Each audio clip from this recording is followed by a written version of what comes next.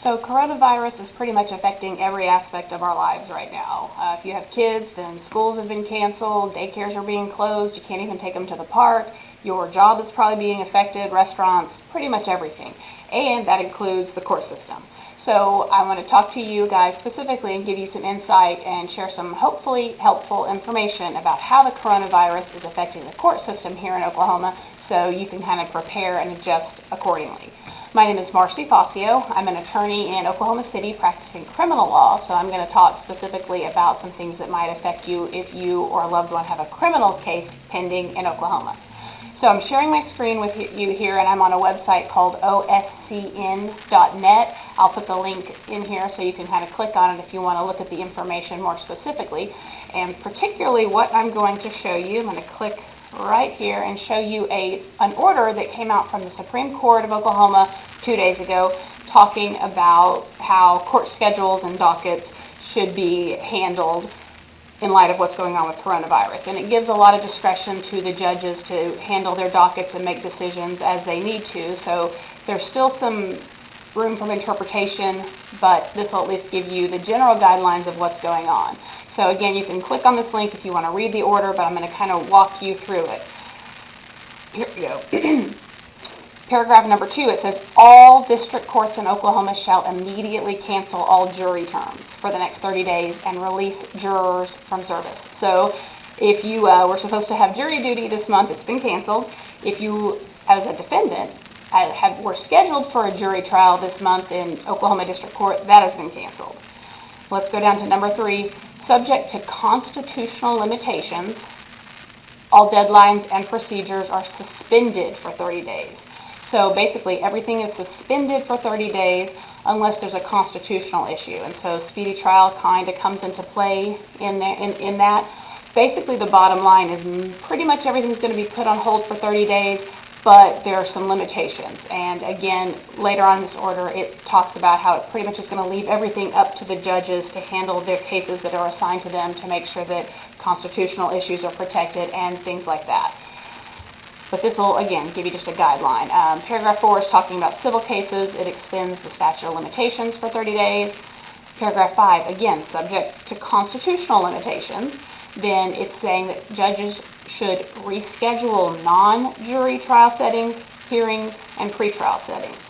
But emergency matters, arraignments, bond hearings, and required proceedings are handled on a case-by-case basis by the assigned judge. So like I said, it's giving each judge kind of some discretion and telling them to make the decision that's best for their particular docket and the cases before them.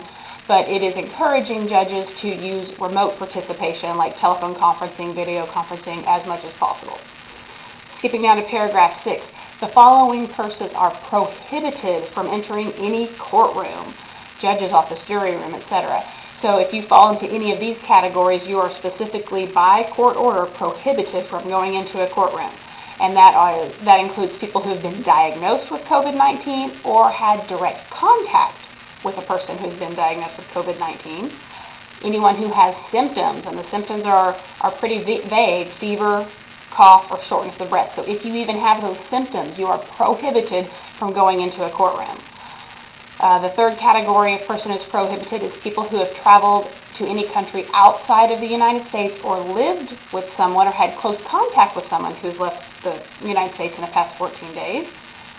Also, persons who have been quarantined, either by a doctor or voluntarily self-quarantined, those persons are prohibited from entering a courtroom.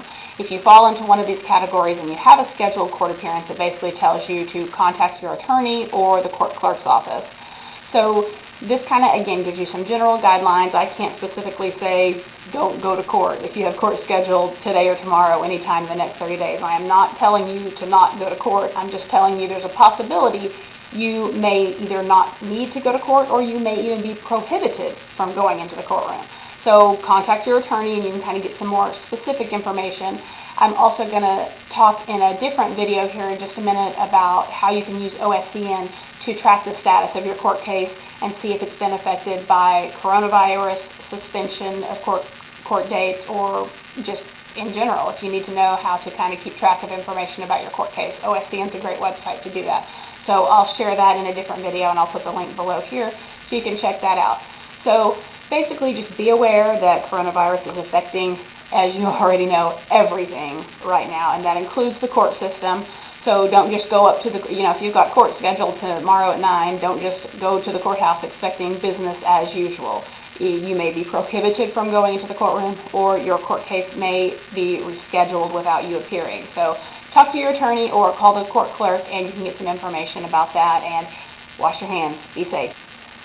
Okay, I'm jumping back over to the main website, oscn.net, and I'm going to show you one other piece of information that's on here, and that's at oscn.net/notices. So I'm clicking on that, and it's showing you a map of all the counties in Oklahoma, and below that there's notices that have been provided that are county specific.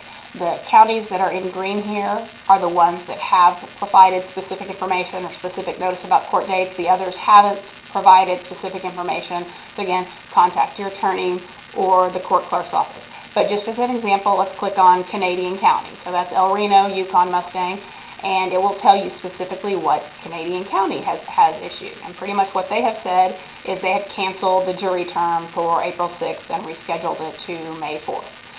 So not a lot of specific information, but telling you at least about jury trials.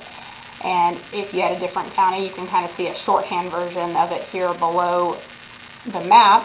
Oklahoma County, canceling jury trials. McLean County, suspending jury trials. So it's giving you a little bit of information about certain counties. Noble County here, it shows you the courthouse is closed to the public.